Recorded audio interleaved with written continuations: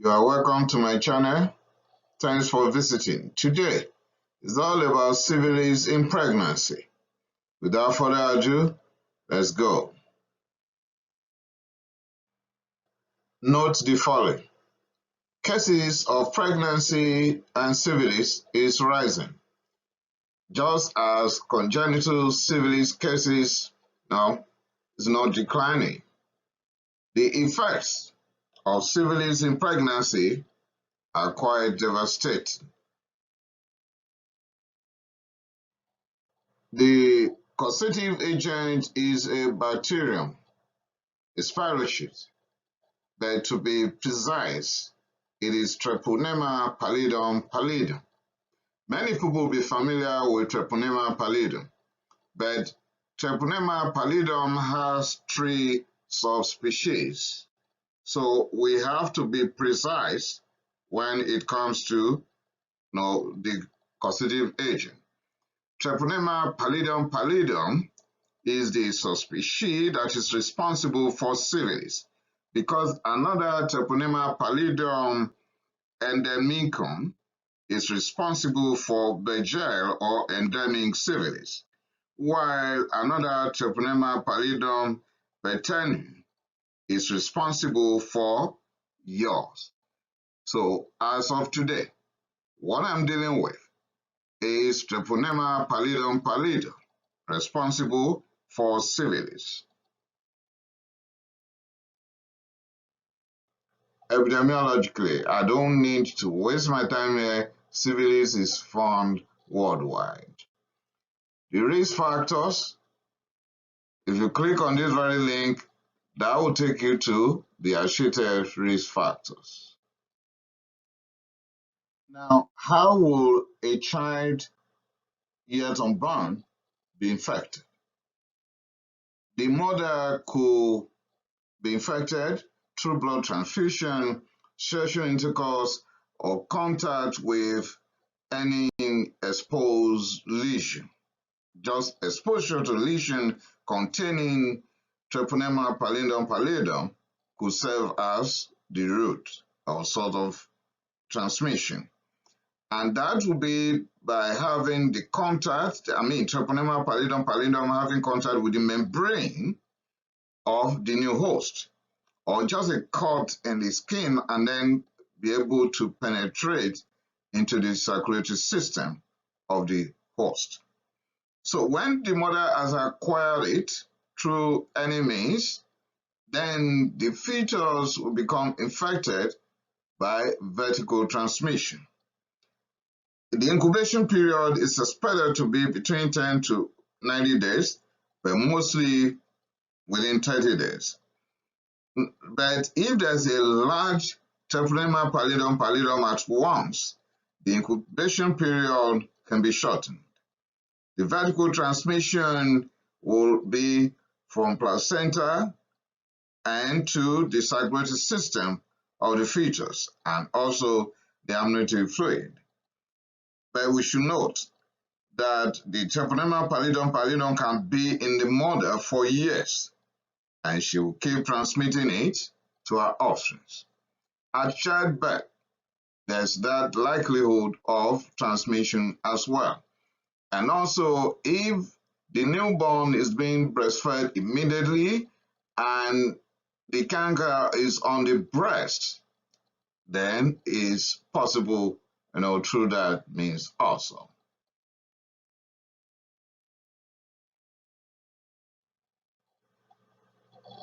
Diagnosis. Let's first of all talk about screening. Antepartum screening is expected in all pregnant women worldwide. And this is going to take place at the very first antenatal clinic, very first one.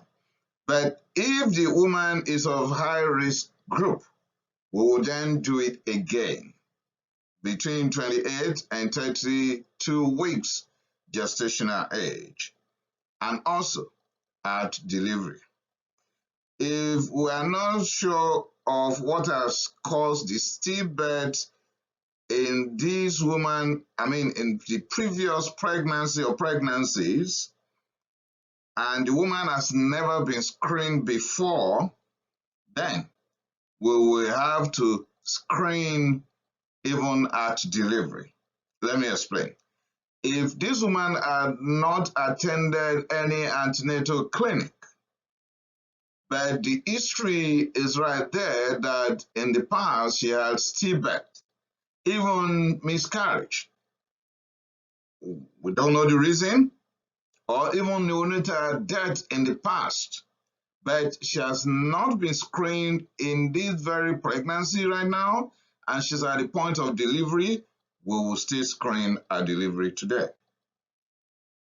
If accidentally the pregnancy has just been diagnosed while investigating this woman for another disease condition entirely, or just medical checkup generally, then we will screen for syphilis today. If this woman has been screened for HIV and is positive, then we will counsel that she will need to be screened for syphilis also right now. About other processes involved in the diagnosis and staging, let's go to the next slide.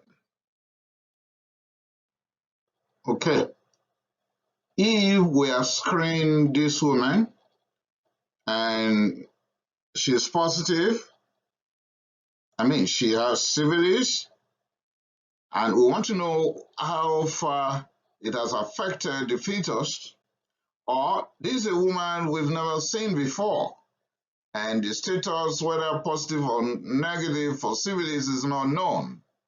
We will screen the woman. If she's positive, we will want to know how far with the fetus also. So we can have ultrasound done, and we'll be looking for enlarged liver, hepatomegaly. We will check for the placenta and see whether it is thick, edematous, enlarged, which is placentalomegaly. We will see the amniotic fluid level.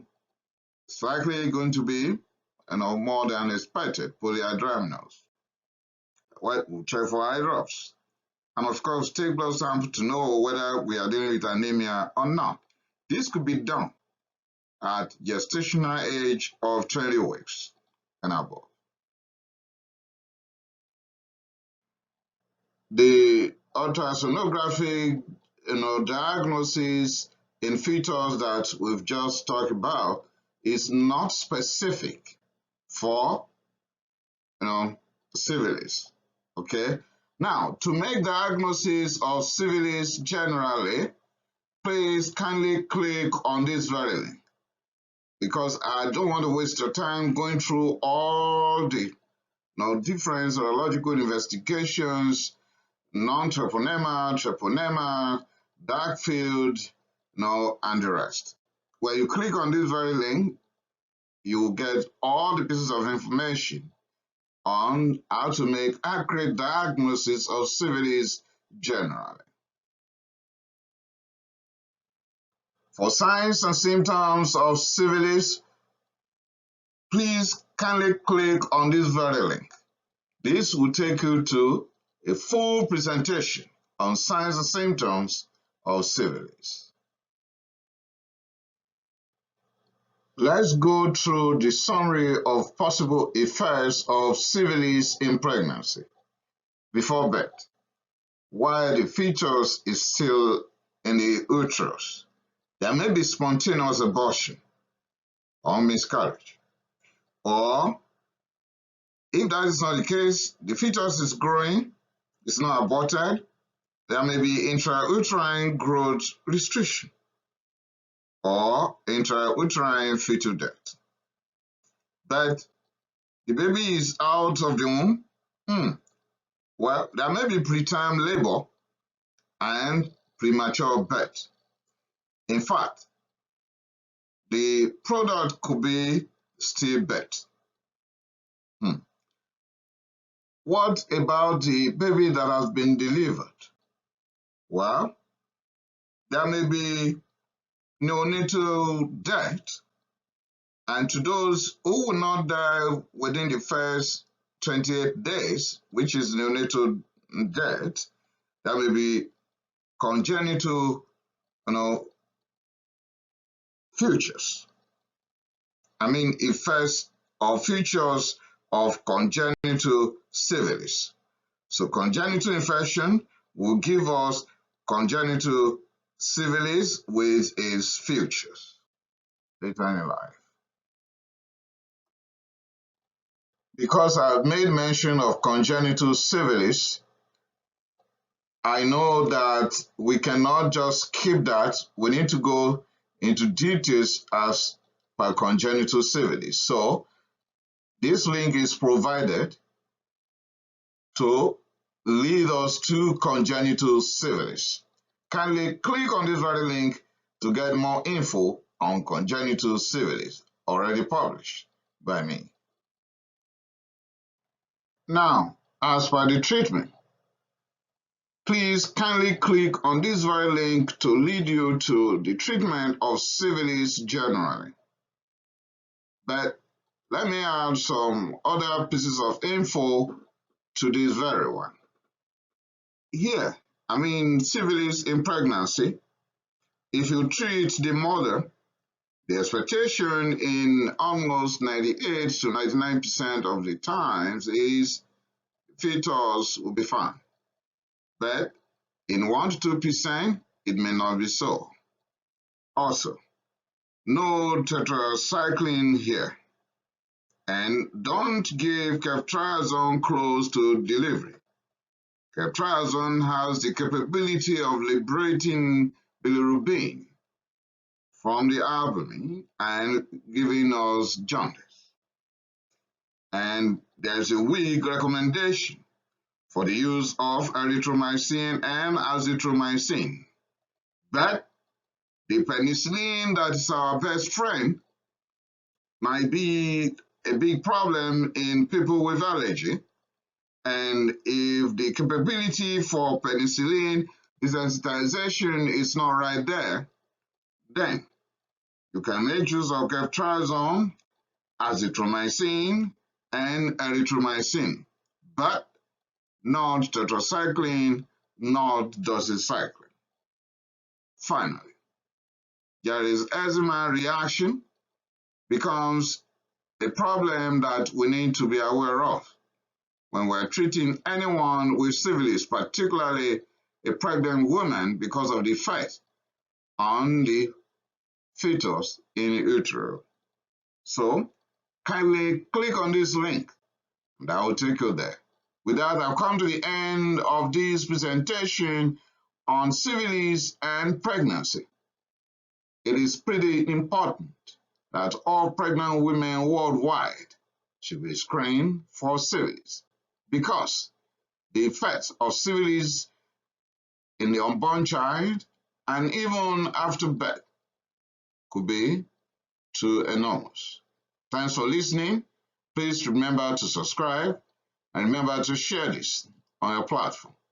I appreciate it.